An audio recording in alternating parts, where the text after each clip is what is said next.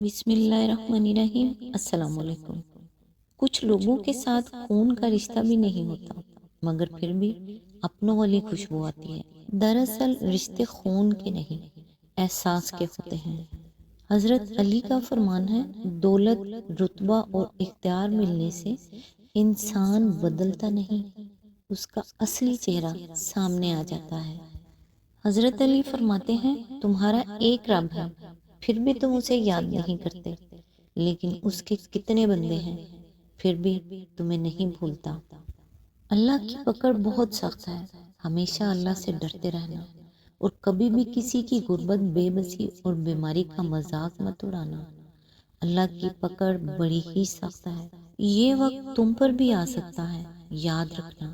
بادشاہ کو فقیر اور تندرست کو بیمار ہونے میں دیر نہیں لگتی۔ اللہ تعالیٰ سے دعا ہے کہ وہ ہم سب کو نیکی کی ہدایت دے۔ اللہ تعالیٰ سب کے ماں باپ کا سایہ ان پہ سلامت رکھے، آمین۔ آج انشاءاللہ سورہ القصص سے سٹارٹ کریں گے۔ اس کی ٹوٹل آیات 88 ہیں اور یہ مکی صورت ہے، اور آیتوں میں اس کا نمبر 28 ہے، اور یہ پارہ نمبر 20 میں ہے۔ اعوذ باللہ من الشیطان الرجیم، بسم اللہ الرحمن الرحیم۔ طاسین میم۔ اس سورت کا نام القصص آیت نمبر 25 کے اس فقرے سے ماخوذ ہے۔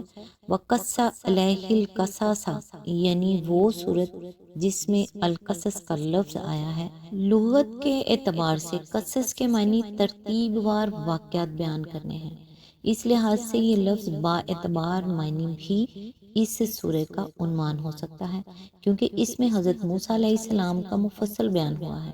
زمانہ نزول سورہ نمل کے دباچے میں ابن عباس اور جابر بن زید کا یہ قول ہم نقل کر چکے ہیں کہ سورہ شعراء، سورہ نمل اور سورہ قصص یک کے بعد دیگرے نازل ہوئی ہیں۔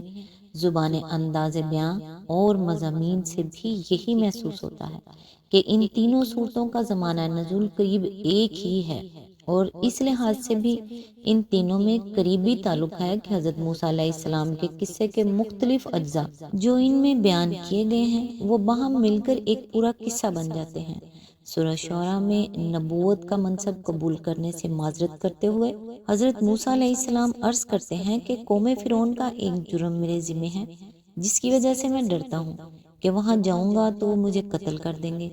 پھر جب حضرت موسیٰ علیہ السلام فرعون کے ہاں تشریف لے جاتے ہیں تو وہ کہتا ہے، کیا ہم نے اپنے ہاں تجھے بچہ سا نہیں پالا تھا اور تو ہمارے ہاں چند سال رہا، پھر کر گیا جو کچھ کے کر گیا۔ ان دونوں باتوں کی کوئی تفصیل وہاں نہیں بیان کی گئی، اس سورہ میں اسے بتفصیل بیان کیا گیا ہے۔ اسی طرح سورہ نمل میں قصہ یکا یک اس بات سے شروع ہو گیا ہے کہ حضرت موسیٰ علیہ السلام اپنے اہل و عیال کو لے کر جا رہے تھے اور اچانک انہوں نے ایک آگ دیکھی۔ وہاں اس کی کوئی تفصیل نہیں ملتی کہ یہ کیسا سفر تھا، کہاں سے وہ آ رہے تھے اور کدھر جا رہے تھے، یہ تفصیل اس سورہ میں بیان ہوئی ہے۔ اس طرح یہ تینوں صورتیں مل کر قصہ موسیٰ کی تکمیل کر دیتی ہیں۔ موضوع اور مباحث سے اس کا موضوع ان شبہات و اعتراضات کو رفع کرنا ہے جو نبی صلی اللہ علیہ وآلہ وسلم کی رسالت پر وارد کیے جا رہے تھے، اور ان عذرات کو قطع کرنا ہے جو آپ پر ایمان نہ لانے کے لیے پیش کیے جاتے تھے۔ اس غرض کے لیے سب سے پہلے حضرت موسیٰ علیہ السلام کا قصہ بیان کیا گیا ہے، جو زمانہ نزول کے حالات سے مل کر خود بخود چند حقیقتیں سامنے کے ذہن نشین کر دیتا ہے۔ اول یہ کہ اللہ تعالیٰ جو کچھ کرنا چاہتا ہے اس کے لیے وہ غیر محسوس طریقے سے اسباب و ذرائع فراہم کر دیتا ہے۔ جس بچے کے ہاتھوں آخر کار فرعون کا تختہ الٹا تھا، اسے اللہ نے خود فرعون ہی کے گھر میں اس کے اپنے ہاتھوں پرورش کرا دیا، اور فرعون یہ نہ جان سکا کہ وہ کس کی پرورش کر رہا ہے۔ اس خدا کی مشیت سے کون لڑ سکتا ہے اور کس کی چالیں اس کے مقابلے میں کامیاب ہو سکتی ہیں۔ دوسرے یہ کہ نبوت کسی شخص کو کسی بڑے جشن اور زمین و آسمان سے کسی بھاری اعلان کے ساتھ نہیں دی جاتی۔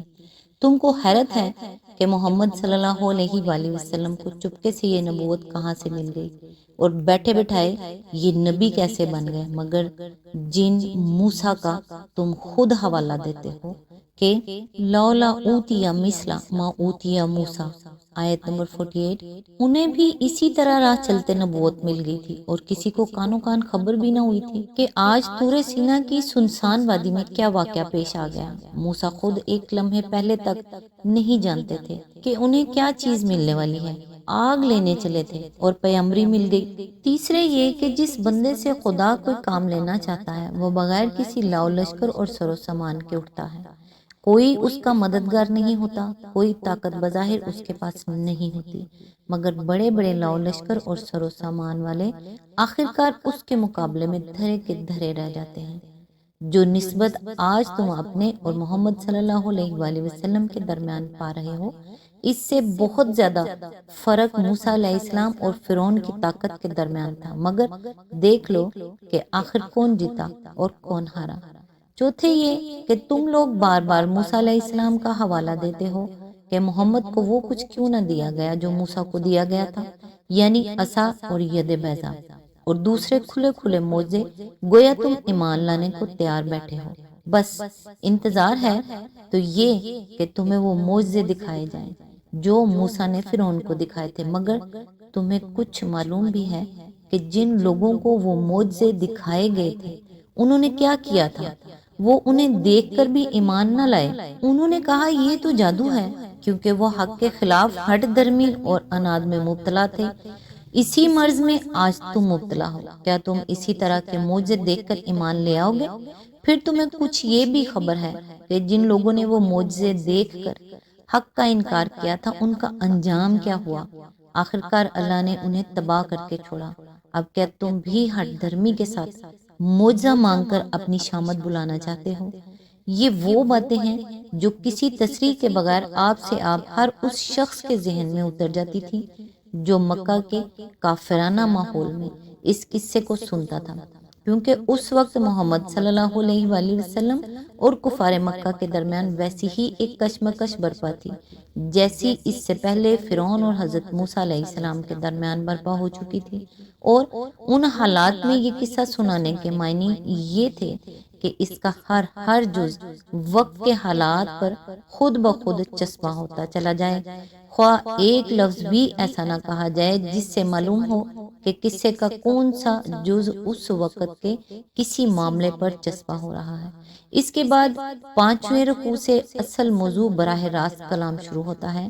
پہلے اس بات کو محمد صلی اللہ علیہ وآلہ وسلم کی نبوت کا ایک ثبوت قرار دیا جاتا ہے کہ آپ امی ہونے کے باوجود 2000 برس پہلے گزرا ہوا ایک تاریخی واقعہ اس تفصیل کے ساتھ منون سنا رہے ہیں، حالانکہ آپ کے شہر اور آپ کی برادری کے لوگ خوب جانتے تھے کہ آپ کے پاس ان معلومات کے حاصل ہونے کا کوئی ایسا ذریعہ نہیں ہے جس کی وہ نشاندہی کر سکیں۔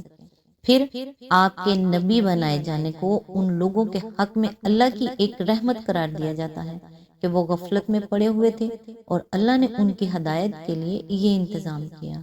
پھر ان کے اس اعتراض کا جواب دیا جاتا ہے کہ جو وہ بار بار پیش کرتے تھے کہ یہ نبی وہ معجزے کیوں نہ لایا جو اس سے پہلے موسیٰ لائے تھے۔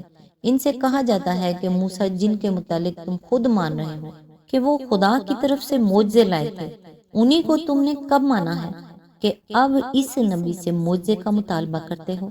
خواہشات نفس کی بندگی نہ کرو، وہ حق اب بھی تمہیں نظر آ سکتا ہے، لیکن اگر اس مرض میں تم مبتلا رہو تو خواہ کوئی معجزہ آ جائے تمہاری آنکھیں نہیں کھل سکتی۔ پھر کفار مکہ کو اس واقعے پر عبرت اور شرم دلائی گئی ہے جو اسی زمانے میں پیش آیا تھا کہ باہر سے کچھ عیسائی مکہ آئے اور نبی صلی اللہ علیہ وآلہ وسلم سے قرآن سن کر ایمان لے آئے، مگر مکہ کے لوگ اپنے گھر کی اس نعمت سے مستفید تو کیا ہوتے، ان کے ابو جہل نے الٹی ان لوگوں کی کھلم کھلا بے عزتی کی۔ آخر میں کفار مکہ کے اس اصل عذر کو لیا جاتا ہے جو نبی صلی اللہ علیہ وآلہ وسلم کی بات نہ ماننے کے لیے وہ پیش کرتے تھے۔ ان کا کہنا یہ تھا کہ اگر ہم اہل عرب کے دین شرک کو چھوڑ کر اس نئے دین یعنی توحید کو قبول کریں تو یکا یک اس ملک سے ہماری مذہبی، سیاسی اور معاشی چودراہٹ ختم ہو جائے گی۔ اور ہمارا حال یہ ہوگا کہ عرب کے سب سے زیادہ بااثر قبیلے کی حیثیت ہو کر اس زمین میں ہمارے لیے کوئی جائے پناہ تک باقی نہ رہے گی۔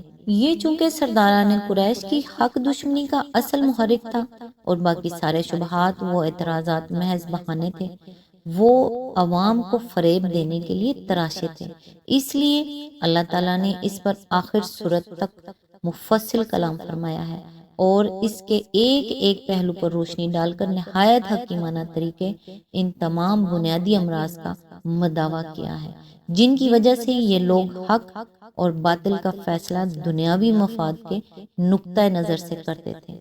آج تک کے لیے بس اتنا ہی، نیکسٹ انشاءاللہ آیت نمبر 2 سے سٹارٹ کریں گے۔ تب تک کے لیے دعاؤں میں یاد رکھیے گا۔ اللہ حافظ۔